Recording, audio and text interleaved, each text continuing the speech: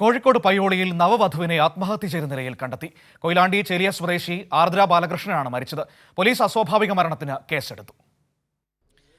കോഴിക്കോട് പയ്യോളിയിലെ ഭർത്തൃവീട്ടിലാണ് 24-കാരിയായ ആർദ്രയെ തൂങ്ങി മരിച്ച നിലയിൽ കണ്ടെത്തിയത്.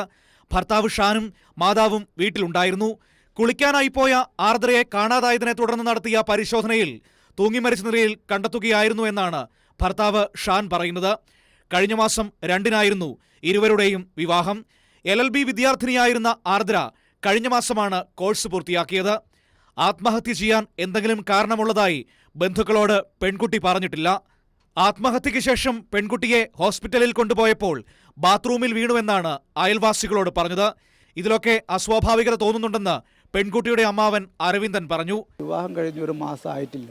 അങ്ങനത്തെ ഒരു നവവധു വീട്ടിൽ ഇങ്ങനെ ഒരു മരണപ്പെട്ട് വരുന്ന ഒരവസ്ഥ ഉണ്ടാകുമ്പോൾ പ്രത്യേകിച്ച് പെട്ടെന്ന് നാട്ടുകാരാണ് ഈ വിഷയങ്ങളൊക്കെ അറിയുക, പ്രത്യേക ഒച്ചപ്പാടൊക്കെ ഉണ്ടാവും. പക്ഷെ അത് അവിടെ ഉണ്ടായില്ല എന്നാണ് നമുക്ക് അറിയാൻ വേണ്ടി കഴിഞ്ഞത്.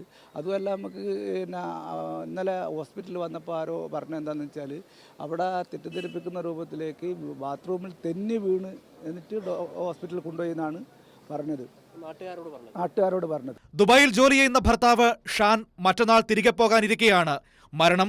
പയ്യോളി പോലീസ് അസ്വാഭാവിക മരണത്തിന് കേസെടുത്തു. കൈരളി ന്യൂസ്, കോഴിക്കോട്.